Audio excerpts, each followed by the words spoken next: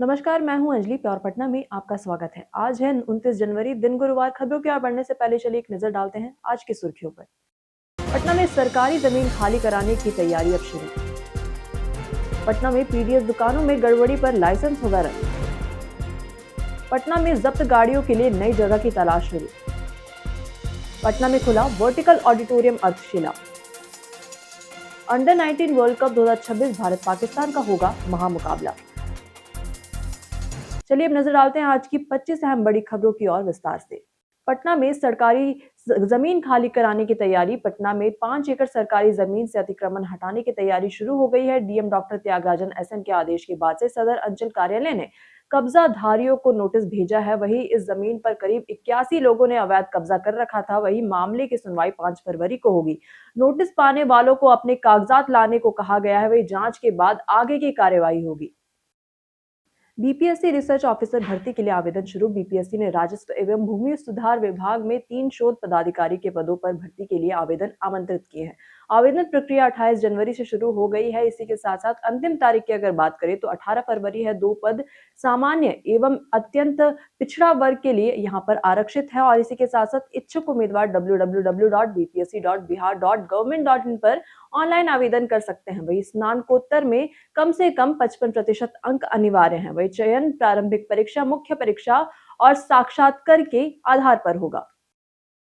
पटना में पीडीएस दुकानों में गड़बड़ी पर लाइसेंस होगा रद्द। पटना जिले में पीडीएस दुकानों की जांच में कई अनियमितताएं सामने आई हैं। इसी के साथ साथ पिछले 3 महीने में 3040 में से 2586 दुकानों की यहाँ पर जांच की गई है, जिनमें से 110 दुकानें में गड़बड़ी पाई गई है। 5 दुकानों का लाइसेंस रद्द किया गया है और एक दुकानदार अब पर एफआईआर भी यहाँ पर दर्ज हुई है।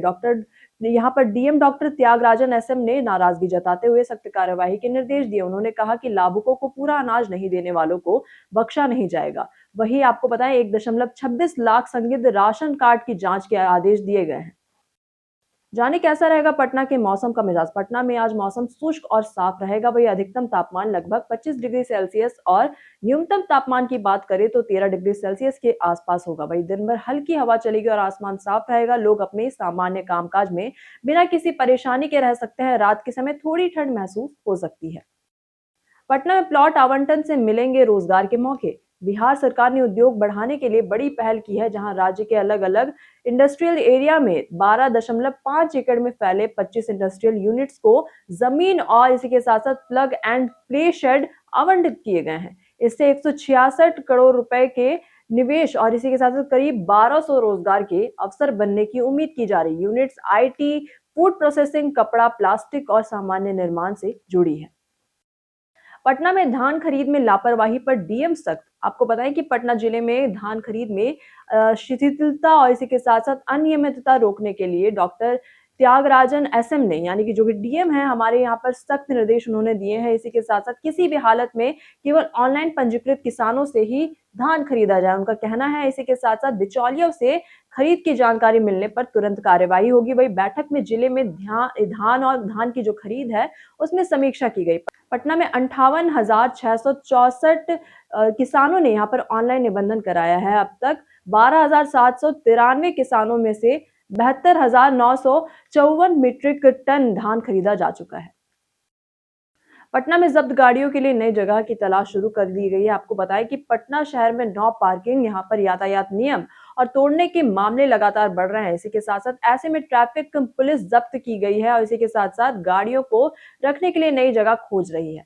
इसके लिए 2 स्थानों पर विचार चल रहा है। एक मल्टी लेवल हब का ऊपरी तल और दूसरी जेपी गंगापथ के किनारे खाली जमीन। अभी अंतिम फैसला नहीं हुआ है, लेकिन फिलहाल गोलघर के पास गाड़ियां रखी जाती है। पिछले 1 साल में पटना में 9 लाख वाहनों पर जुर्माना लगा है। वही ट्रैफिक पुलिस जल्द 10 क्रेन लगाने की तैयारी कर रही है। पटना में किसान क्रेडिट कार्ड योजना में बैंकों का कमजोर प्रदर्शन। पटना में किसान क्रेडिट कार्ड योजना के तहत बैंकों ने लक्ष्य के मुकाबले कम ही ऋण वितरित किया है। वही इस वित्तीय वर्ष की पहली 2 तिमाहियों में 37,400 करोड़ रुपए के राज्यव्यापी लक्ष्य में से केवल 7,066 करोड़ रुपए बांटे गए हैं। वही स्टेट बैंक की उपलब्धि सिर्फ 16.72% रही, जबकि पटना में किसानों को दस्तावेज और एनपीए की वजह से परेशानी हुई है। इसी के साथ साथ राज्य सरकार ने बैंकों को चेतावनी दी है कि प्रदर्शन सही नहीं होने पर लाभकारी सुविधाओं से उन्हें वंचित किया जाएगा। बिहार में मुख्य न्यायाधीश और जजों को दिया जाएगा सम्मान। आपको बताएं कि बिहार स्टेट बार काउंसिल की ओर से गुरुवार को एक सम्मान समारोह का आयोजन किया गया। वहीं इसी के साथ साथ इस कार्यक्रम में मुख्य न्यायाधीश न्यायमूर्ति संगम कुमार साहू और 3 नए न्यायाधीशों को सम्मानित किया जाएगा। वही सम्मान पाने वाले जजों में न्यायमूर्ति रितेश कुमार, न्यायमूर्ति प्रवीण कुमार और न्यायमूर्ति अंशुल राज शामिल है। वही ये समारोह गांधी मैदान स्थित एक होटल में होगा, जहां कार्यक्रम में बार काउंसिल ऑफ इंडिया के चेयरमैन और राज्यसभा सांसद मनन कुमार मिश्रा भी मौजूद रहेंगे। पटना फेमस पर्सनालिटी में आज बात होगी आनंद कुमार की। पटना के रहने वाले आनंद कुमार भारत के प्रसिद्ध गणित शिक्षक है। आपको बताएं कि उन्होंने 2002 में सुपर 30 कार्यक्रम शुरू किया था, जिसमें आर्थिक रूप से कमजोर लेकिन मेधावी छात्रों को आईआईटी की प्रवेश परीक्षाओं की तैयारी मुफ्त में कराई जाती थी। वहीं इसी के साथ साथ पटना से ही इस योजना ने देश भर में प्रतिभाओं को यहाँ पर आईआईटी तक पहुंचाया। 2018 में 510 में से 422 छात्र आईआईटी में सफल हुए। टाइम मैगजीन ने 2010 में उन्हें एशिया के सर्वश्रेष्ठ लोगों में शामिल किया और इसी के साथ साथ 2023 में भारत सरकार ने उन्हें शिक्षा के क्षेत्र में योगदान के लिए पद्मश्री से भी सम्मानित किया। उनकी कहानी 2019 की फिल्म सुपर 30 में दिखाई गई। पटना और अन्य जिलों के मेडिकल कॉलेजों में प्रशासनिक बदलाव। स्वास्थ्य विभाग ने राज्य के प्रमुख सरकारी मेडिकल कॉलेजों में प्रशासनिक सुधार के लिए नए बदलाव किए हैं। पटना मेडिकल कॉलेज के आपको बताएं मनोरोग विभाग के प्रधानाध्यापक जो है, इसी के साथ साथ डॉक्टर नरेंद्र प्रताप सिंह को प्राचार्य का अतिरिक्त प्रभार दिया गया है। मुजफ्फरपुर मेडिकल कॉलेज में डॉक्टर कुमारी विभाग को प्राचार्य और इसी के साथ साथ डॉक्टर महेश प्रसाद को अधीक्षक का अतिरिक्त प्रभार मिला है। वही गया के अनुग्रह नारायण मगध मेडिकल कॉलेज में डॉक्टर लता शुक्ला को प्राचार्य का अतिरिक्त जिम्मा सौंपा गया है। पटना में बीएसआरटीसी में बढ़ने वाला है बस किराया। बीएसआरटीसी ने बस किराए में 15% तक की बढ़ोतरी का प्रस्ताव परिवहन विभाग को भेजा है। शहर की सिटी बस से लेकर लॉन्ग रूट की बसों तक का किराया बढ़ सकता है। वही सिटी बसों में 1 से 5 रुपए और इसी के साथ साथ इलेक्ट्रिक बसों में 10 रुपए से 12 रुपए तक की बढ़ोतरी प्रस्तावित की गई है। वही लंबी दूरी की बसों में पटना से रक्सौल रूट पर 44 रुपए तक का किराया बढ़ सकता है। वही बीएसआरटीसी पूरे बिहार में 522 बसें चलाता है। ईंधन और संचालन खर्च बढ़ने के कारण ये बदलाव जरूरी माना गया है। नई दरें मंजूरी मिलने के बाद होली से पहले लागू की जा सकती है। राजकीय पॉलिटेक्निक में अब छात्रों को आईआईटी पटना के शिक्षक पढ़ाएंगे। राज्य के राजकीय पॉलिटेक्निक संस्थानों में स्थापित उत्कृष्टता और इसी के साथ साथ केंद्रों में आईआईटी पटना के शिक्षक छात्रों को पढ़ाएंगे। वही विभाग ने कक्षाओं की समय सारिणी बनाने और इसी के साथ साथ प्रशिक्षण को व्यवस्थित ढंग से चलाने के निर्देश दिए हैं। वही प्रशिक्षण में सॉफ्टवेयर और हार्डवेयर का संयुक्त उपयोग किया जाएगा। वही छात्रों को रोजगार से जोड़ने और प्लेसमेंट ड्राइव को मजबूत बनाने की योजना भी बनाई जा रही है। पटना विश्वविद्यालय में विभागों की सीटों में अटकिया। आपको बताएं कि पटना विश्वविद्यालय में पब्लिक एडमिनिस्ट्रेशन पीजी विभाग का नामांकन अभी तक शुरू नहीं हो पाया है। वही जुलाई 2022 में विभाग बने यहाँ पर 4 असिस्टेंट प्रोफेसर की नियुक्ति कर दी गई थी, लेकिन अप्रैल 2025 में विभाग की अधिसूचना तो आ गई, लेकिन सीटों की स्वीकृति अभी नहीं मिली है। वही 50 सीटों की मांग थी, लेकिन अभी तक केवल कुछ स्वीकृत हुई है। इससे जुलाई 2025 सत्र में नामांकन नहीं हो सका और पूरे साल 0 सेशन लागू रहा। पटना में कौवों की मौत पर उठे बड़े सवाल। आपको पता है कि पटना में कुछ जगहों पर कौवों की असामान्य मौत की खबरें आई थी, लेकिन बिहार सरकार ने डेयरी, मत्स्य और पशु संसाधन विभाग ने यहां पर जांच कर बर्ड फ्लू की अफवाह को खारिज कर दिया है बिल्कुल। और इसी के साथ साथ मृत पक्षियों के नमूने कोलकाता की लैब में जांच के लिए भेजे गए थे, जिसमें कोई संक्रामक बीमारी यहां पर नहीं पाई गई। वही इसी के साथ साथ विभाग ने आम जनता से कहा कि अफवाहों पर ध्यान न दे और घबराए नहीं। पटना में खुला वर्टिकल ऑडिटोरियम अर्थशिला। पटना की गोला रोड पर 45 करोड़ की लागत से तैयार अर्थशिला ऑडिटोरियम अब आम लोगों के लिए खुल गया है। यह वर्टिकल ऑडिटोरियम जमीन के 40 फीट नीचे तक फैला है और एक साथ 120 दर्शक यहां पर बैठ सकते हैं। इसकी खासियत इसकी आधुनिक आपको पता है एकॉस्टिक डिजाइन है, जिससे कलाकार बिना माइक के भी आवाज अंतिम पंक्ति तक पहुंचा सकते हैं।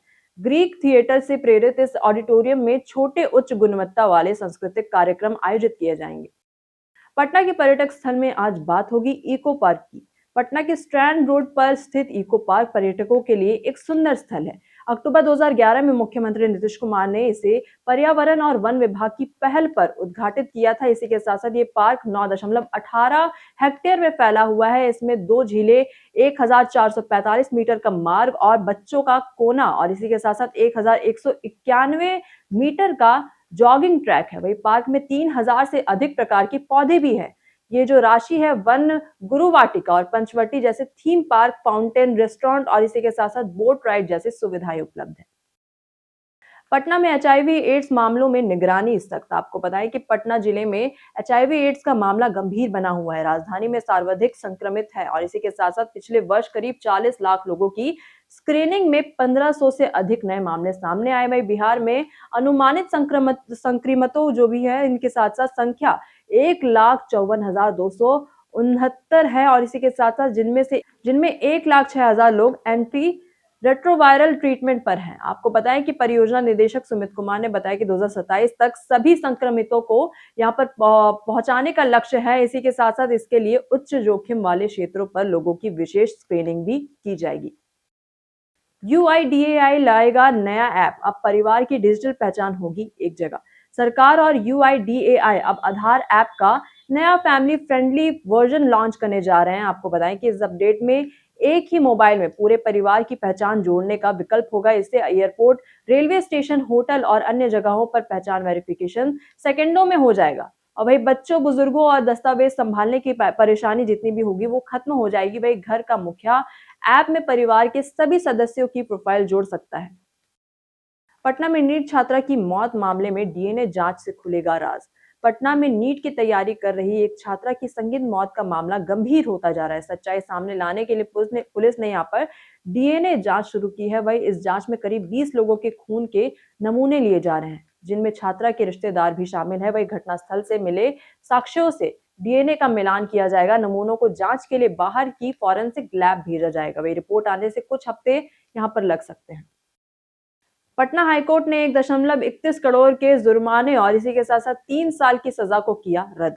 पटना हाईकोर्ट ने 1 करोड़ 31 लाख रुपए से अधिक के बिजली चोरी मामले में मोहम्मद मकसूद आलम को बरी कर दिया। गया के स्पेशल बिजली कोर्ट ने पहले उन्हें दोषी मानते हुए 3 साल की सजा और जुर्माना यहाँ पर सुनाया था। वही हाई कोर्ट ने जांच और साक्ष्यों की गंभीर कमी पाई और इसी के साथ साथ छापेमारी में जांच अधिकारी मौजूद नहीं थे। वहीं मुख्य गवाह को बाद में निर्दोष पाया गया। वहीं कोर्ट ने कहा कि शिकायत करने वाले पक्ष आरोप साबित करने में पूरी तरह नाकाम रहा। पटना में बेउर दीदारगंज रोड निर्माण पर छिड़ा विवाद। पटना में बेउर मोड़ से दीदारगंज तक 17 किलोमीटर लंबी एलिवेटेड रोड का निर्माण केंद्र और राज्य सरकार के बीच विवाद में फंसा है।